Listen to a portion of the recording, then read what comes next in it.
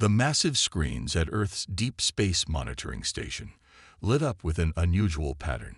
It was just another Tuesday morning in 2045, but for Jack Wilson, the lead signal analyst, this day would change everything. He blinked twice, making sure his eyes weren't playing tricks on him. The pattern wasn't random space noise. It was structured, organized, and definitely artificial. "Director Thompson," he called out, his voice steady despite his racing heart. "You need to see this."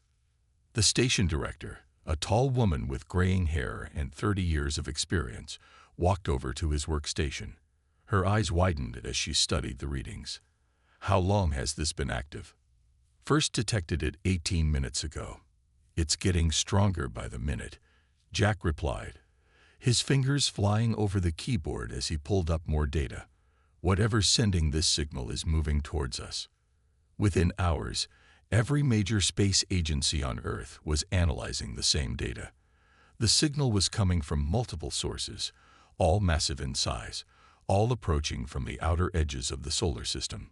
The objects were traveling at speeds that should have been impossible according to known physics. Military satellites, normally hidden from public databases, tracked the approaching vessels.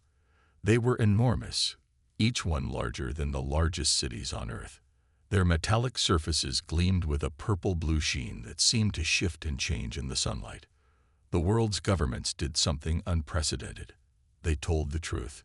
In a coordinated broadcast across every nation, leaders announced the approaching vessels. There was no panic, no chaos. Humanity had spent decades preparing for this moment, even if most people didn't know it. 3 days after the first detection, the vessels entered orbit around Earth. They positioned themselves in a perfect geometric pattern, their massive forms casting shadows on the clouds below. Then came their message, transmitted simultaneously to every communication device on the planet. "Greetings, inhabitants of Sol 3. We are representatives of the Galactic Dominion, the governing body of civilized space. Your world has been selected for evaluation and potential integration into our empire. Resistance is unnecessary. Cooperation will be rewarded." The message repeated in every human language, its tone neither threatening nor friendly, simply matter of fact. The Dominion clearly expected no response other than immediate acceptance. In the underground command center beneath the Rocky Mountains, General Michael Hayes watched the message replay on the main screen. Around him, military and civilian leaders from around the world sat in silence. They had planned for this moment for decades, ever since the first hints of advanced alien civilizations had been detected in the 1970s. "Well," he said, breaking the silence, "they're right on schedule, just like the predictions said they would be." Dr. Emily Roberts, the head of Earth's Hidden Technological Development Program, nodded. "Their scanning technology is exactly as our probes reported. They can't detect anything below level 3 shielding. Everything important remains hidden."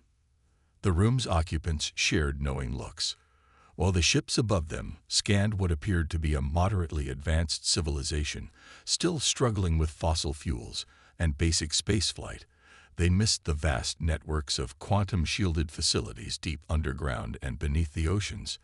They didn't detect the defense systems woven into Earth's magnetic field, or the monitoring stations disguised as ordinary satellites. "How long should we maintain the facade?" asked Ambassador Lee, his question directed to the entire room. "Let them complete their evaluation," Dr. Roberts suggested. "Let them think they know what humanity is capable of. It's worked for the last 70 years. Let it work a little longer." General Hayes stood up, his weathered face reflecting both amusement and determination. "Agreed. We'll play the part they expect. A young, somewhat primitive species awed by their advanced technology. Meanwhile, we'll watch, we'll learn, and we'll prepare for the moment when they realize their mistake." He walked to the window overlooking the command center below, where hundreds of technicians monitored Earth's true defensive capabilities. Let them think they're the ones doing the evaluation. They'll learn soon enough who's really being tested here. Above them, the Dominion ships continued their scans, their crews confident in their technological superiority, completely unaware that they were the ones being studied. The real first contact hadn't just begun. It had started decades ago, and humanity had been directing the show all along. The Dominion evaluators arrived in a flash of purple light, materializing in the middle of the United Nations headquarters in New York.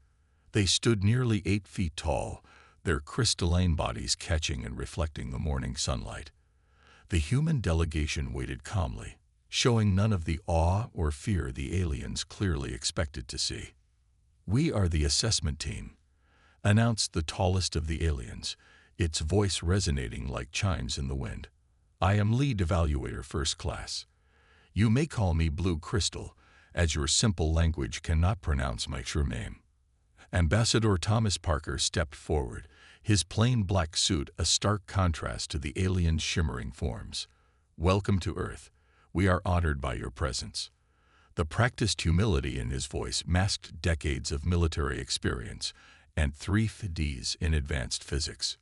Over the next week, the evaluators traveled the globe, their crystalline forms becoming a common sight in cities and rural areas alike. They scanned technology levels, measured energy outputs, and collected data on human civilization. At each step, they found exactly what Earth wanted them to find. In Beijing, they examined what appeared to be humanity's most advanced computer system. Primitive binary processing, Blue Crystal noted with barely hidden disdain. They haven't even achieved quantum stability. Hidden beneath the city, in chambers shielded from their scans, Earth's actual quantum computers continued their work, monitoring every movement of the evaluation team. In Moscow, they studied human transportation systems. Chemical propulsion vehicles, another evaluator named Green Crystal commented. They still burn fossilized organic matter for energy. The evaluator didn't notice the subtle gravitational fluctuations from the city's hidden anti-gravity public transport system, carefully masked as standard subway lines. The assessment team's biggest disappointment came when they visited Cape Canaveral. Their space program is barely able to reach their own moon, Blue Crystal reported back to the Dominion ships. They will require centuries of development before they can contribute meaningfully to the Empire. Dr. Roberts watched the aliens examine an outdated rocket system, sharing an amused glance with General Hayes. Through their secure quantum communications, they could hear every word the evaluators said to their ships in orbit. "They're so convinced of their superiority," Dr. Roberts whispered. "They're not even using their highest-level scanning technology." "Pride comes before the fall," General Hayes replied quietly. "That's true for any species, it seems." On the 7th day, the evaluation team gathered again at the UN for their formal announcement. Representatives from every nation attended, maintaining carefully neutral expressions as Blue Crystal delivered their verdict. "After thorough examination, we have classified Earth as a Class C civilization," the alien announced.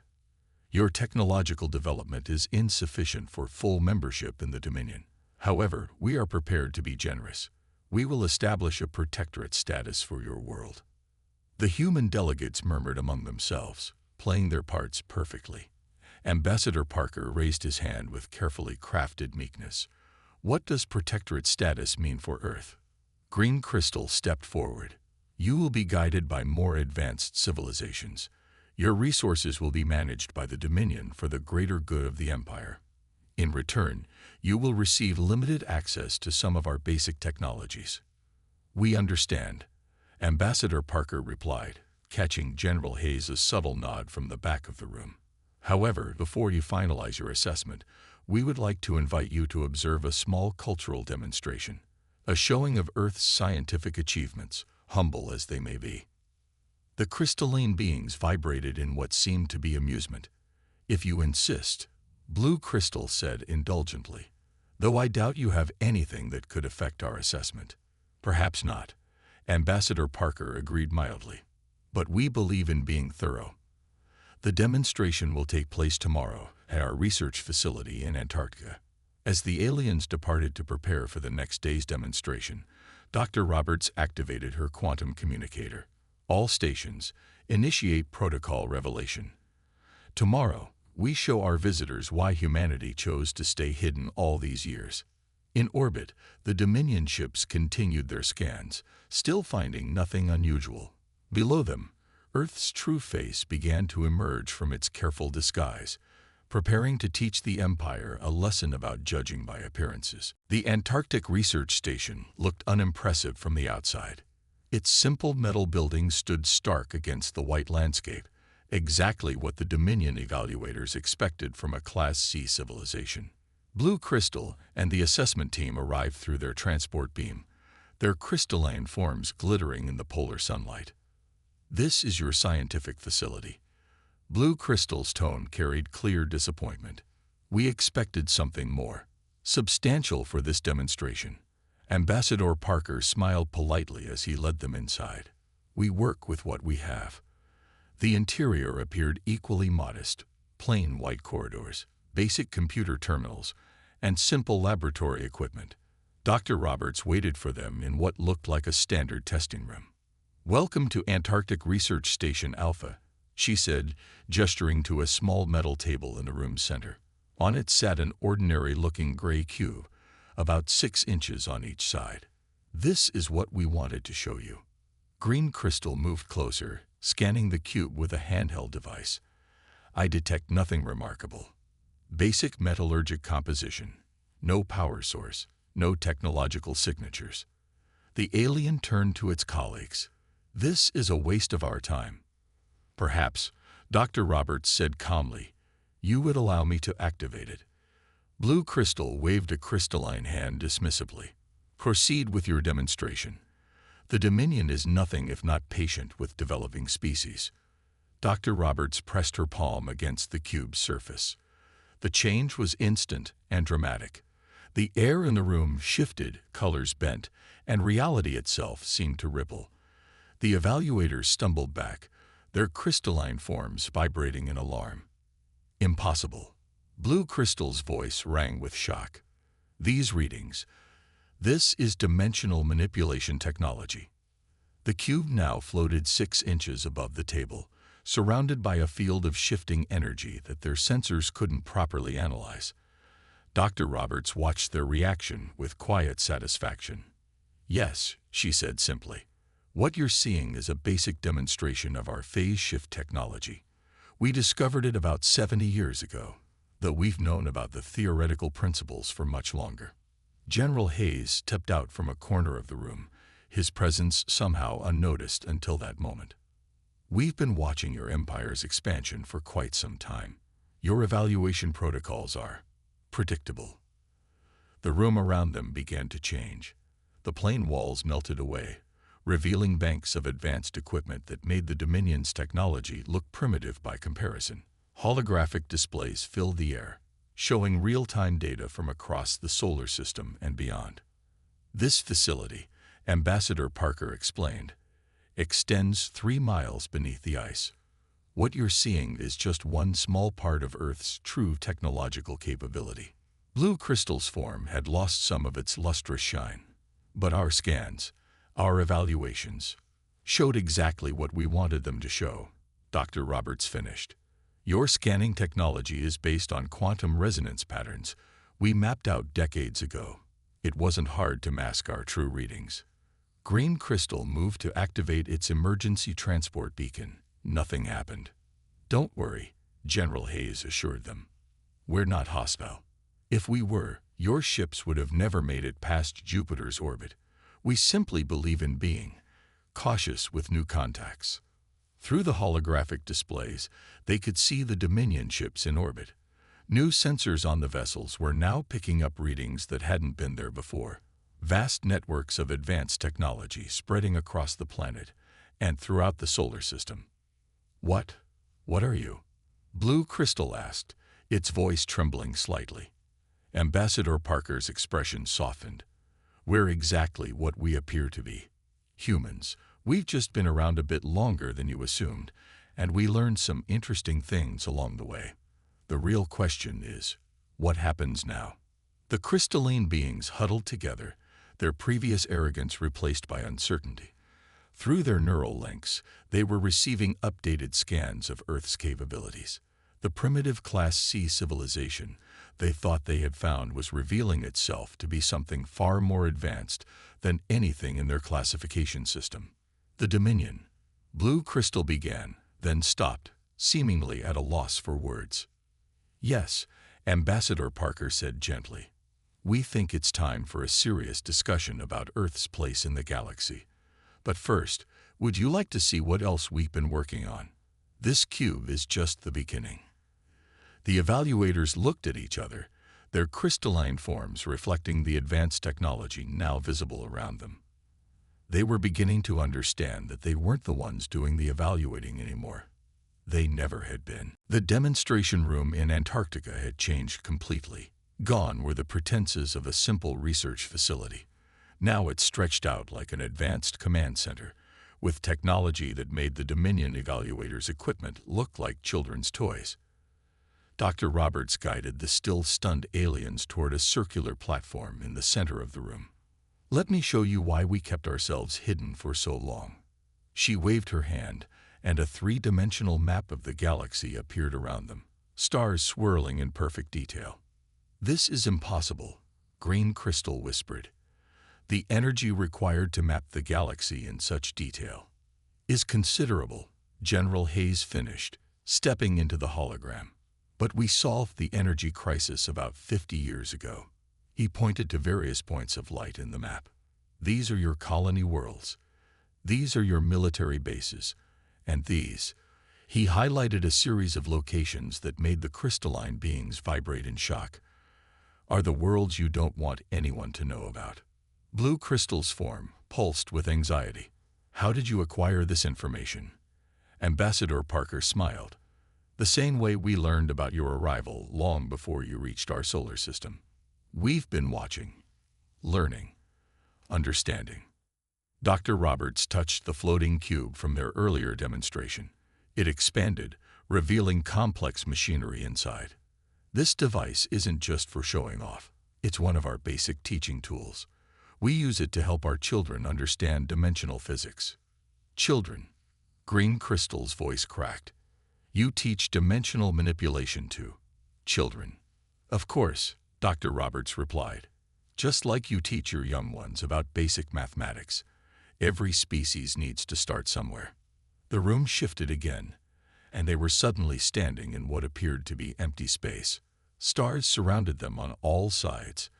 In the distance, they could see Earth, peaceful and blue. "This isn't a hologram," Ambassador Parker explained as the aliens looked around in wonder.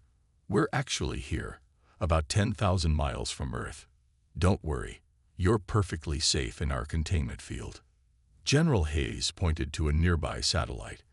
It looked ordinary enough, exactly what they'd expect from a Class C civilization. But as they watched, its simple metal surface rippled and changed, revealing complex machinery underneath. "Every piece of primitive technology you scanned was a cover," he explained. "Those old-style rockets, hidden gates to our faster-than-light transport network. Those fossil fuel power plants, camouflage for our zero-point energy collectors. Even the internet you dismissed as primitive. It's just the public layer of our quantum communication system."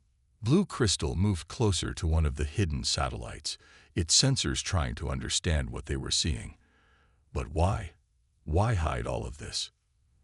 "Because we learned something important as we developed," Ambassador Parker said. "Power isn't about showing off.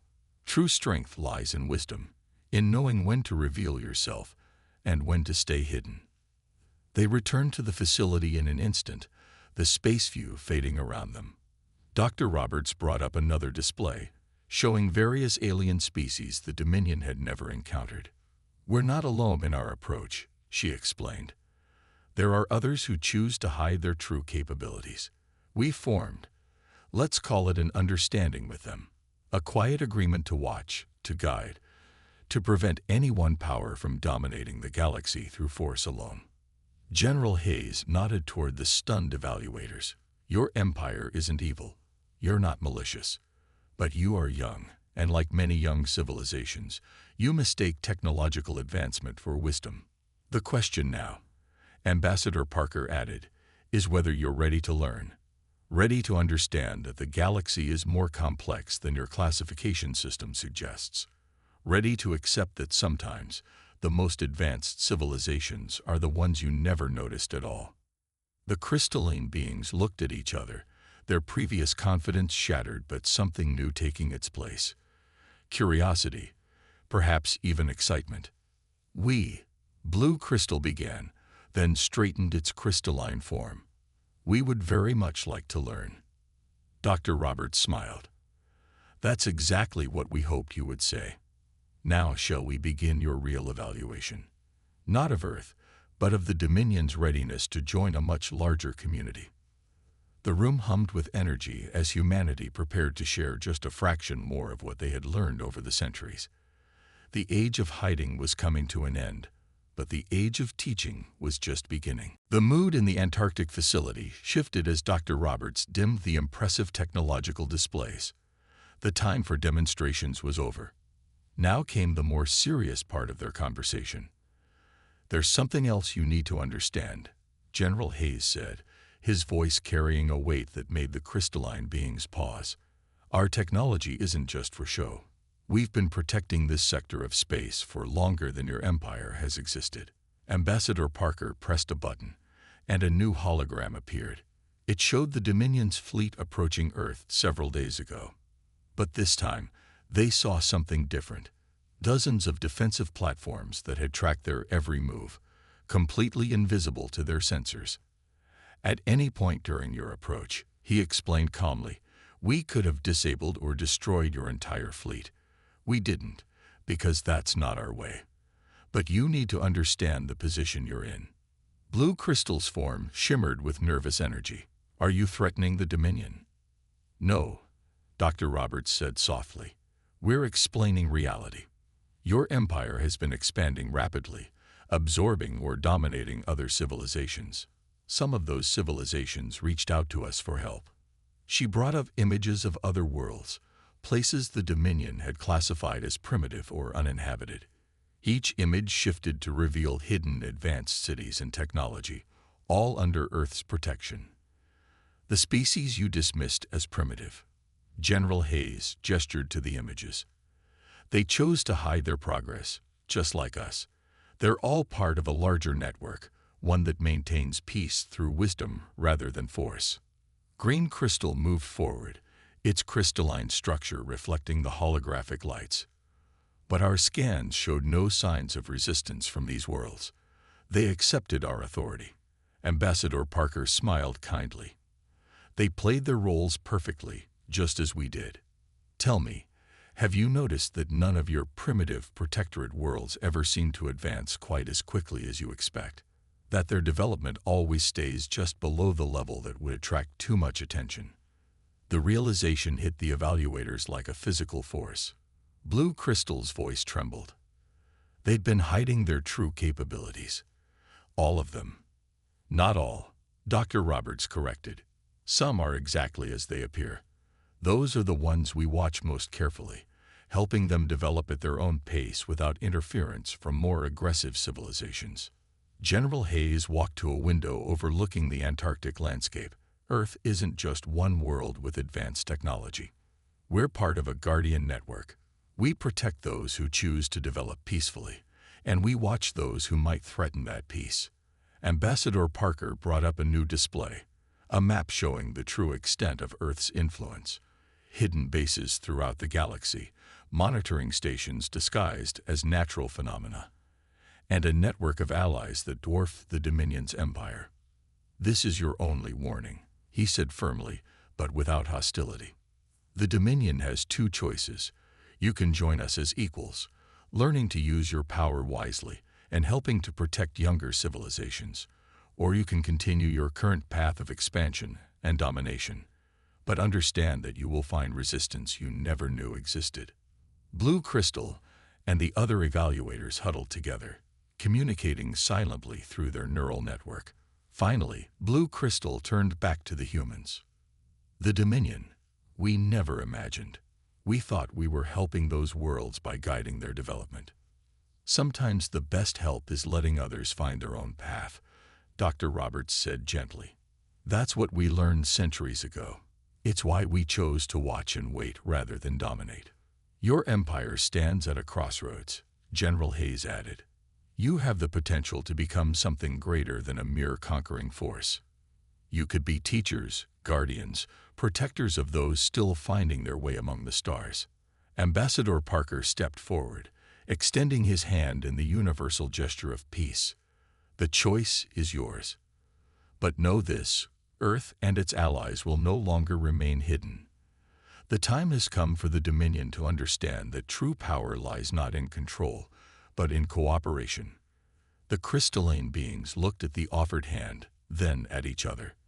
Their empire's future hung in the balance, shaped by a civilization they had wrongly judged as primitive. The warning was clear, but so was the opportunity it presented. Blue Crystal reached out slowly, its crystalline hand meeting the ambassador's. We choose to learn, it said simply. The humans smiled. Phase 1 of their plan was complete. Now the real work could begin. In the grand meeting hall of the Dominion's flagship, now orbiting Earth, tensions ran high. The crystalline evaluation team stood before their empire's highest council, explaining everything they had discovered about humanity's true nature. Impossible, declared Supreme Commander White Crystal, his form pulsing with angry light. No civilization could have hidden such advancement from us. Blue Crystal stepped forward, no longer showing the confidence of a superior being. And yet they did, Commander. Not just Earth, but dozens of worlds we thought were primitive. They've been watching us, guiding us, studying our actions. The massive holographic screens around them displayed the evidence they couldn't deny. Earth's defensive capabilities, their dimensional technology, their vast network of hidden allies, all far beyond what the Dominion had achieved. They offer us a choice, Green Crystal added, displaying the recorded message from Earth's leaders. We can join them as equals, learn from them, become part of something greater than conquest. Or what? The Supreme Commander demanded. They dare threaten the Dominion. Dr. Roberts' voice filled the chamber as she stepped out of what seemed to be thin air, making the entire Dominion Council jump in surprise. Ambassador Parker and General Hayes appeared beside her. Not a threat, Dr. Roberts said calmly. An opportunity. The Supreme Commander's guards moved to surround the humans, but their weapons suddenly transformed into harmless light, dissolving in their hands. Please, Ambassador Parker said with a gentle smile. Let's not waste time with displays of force. We're here to talk about your empire's future. General Hayes gestured to the space around them. Right now, 10,000 of your worlds are discovering hidden technology beneath their surfaces. Technology we placed there centuries ago. Your people are learning that the universe is far more complex than they imagined. The Supreme Commander's crystalline form dimmed slightly. You've had this power all along. You could have conquered us at any time. Conquest was never our goal, Dr. Roberts explained. We've been guiding the galaxy toward peace for generations. Many of your own achievements were subtly influenced by our network. Those sudden breakthroughs in quantum physics, the mysterious signals that led you to discover faster than light travel. We helped guide you toward those discoveries when we felt you were ready. Ambassador Parker stepped forward, producing a small device that projected a vision of possible futures. In one, the Dominion joined Earth's alliance, sharing knowledge and protecting younger civilizations. That future showed peace, advancement, and prosperity. The other future was less pleasant. The choice is yours, he said simply. But know that the era of unchecked expansion is over. The silent guardians are silent no more. The Supreme Commander looked at his council members, at the evidence before them, at the humans who had revealed themselves so confidently in the heart of his flagship. He began carefully, if we choose to join you, what would that mean for the Dominion? Your empire remains yours to govern, General Hayes assured him. But you'll have access to our knowledge, our technology, our guidance. In return, you'll help us protect those civilizations still finding their way among the stars. And if we refuse? Dr. Roberts smiled sadly. Then we'll have to take a more active role in protecting the worlds under our care. You've seen just a fraction of what we can do. Please don't make us demonstrate more. The council chamber fell silent. Centuries of believing they were the most advanced civilization in known space crumbled in the face of undeniable evidence. The Dominion's leadership faced the most important decision in their history. Supreme Commander White Crystal rose from his throne, his crystalline form glowing with new purpose. When can we begin learning? The humans smiled. Ambassador Parker extended his hand once again, and this time, the Supreme Commander took it without hesitation. Welcome, Parker said warmly, to the real galactic community. Around them, hidden technologies throughout the Dominion space began to reveal themselves, ready to help guide an empire from conquerors to guardians. The choice had been made. Now, the true journey could begin. 5 years after the Dominion's choice to join Earth's alliance, the galaxy had changed in ways few could have imagined. The massive meeting hall on Mars hosted representatives from hundreds of worlds, some openly displaying their advanced technology for the first time in centuries. Dr. Roberts stood at the grand window, watching ships of various designs move through the space above Mars. Some belonged to the Dominion, their crystal-like structures now modified with Earth's technology.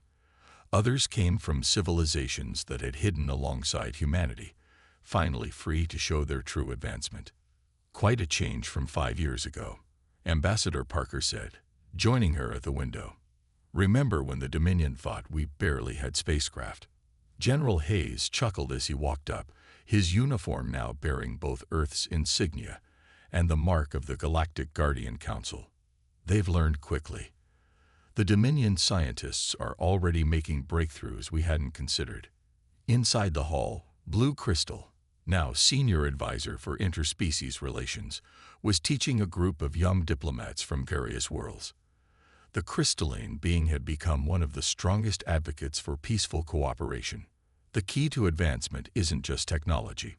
Blue Crystal explained to the gathered students. Earth taught us that wisdom and patience are just as important. Sometimes, the most advanced civilizations are the ones wise enough to wait and watch. On dozens of screens around the hall, reports showed the progress of newly discovered civilizations. The Dominion's former conquest fleet had been transformed into a peacekeeping force, working alongside Earth's guardians to protect developing worlds. We have a new contact in Sector 7, Dr. Roberts announced, checking her quantum tablet. A young civilization just discovering faster-than-light travel. They're nervous about making first contact. The Dominion fleet is closest, General Hayes noted. Should we let them handle this one? Ambassador Parker smiled. They've earned it. Their first solo contact is guardians instead of conquerors. Supreme Commander White Crystal has been looking forward to this. In orbit above Mars, the Dominion's flagship prepared for its mission. Its crew included both crystalline beings and humans, working together to ensure the new civilization's peaceful introduction to the galactic community. It's strange, Blue Crystal mused, watching the ship depart. 5 years ago, we thought we were bringing order to the galaxy. Now they understand that true order comes from guidance, not control. The hall's central display activated, showing a message from one of the formerly hidden civilizations. They had protected themselves for millennia, watching humanity's example. Now they were ready to share their own unique discoveries with the Alliance. Every day brings something new, Dr. Roberts said. Technologies we never imagined, cultures we never knew existed, all because we chose to lead by example rather than force.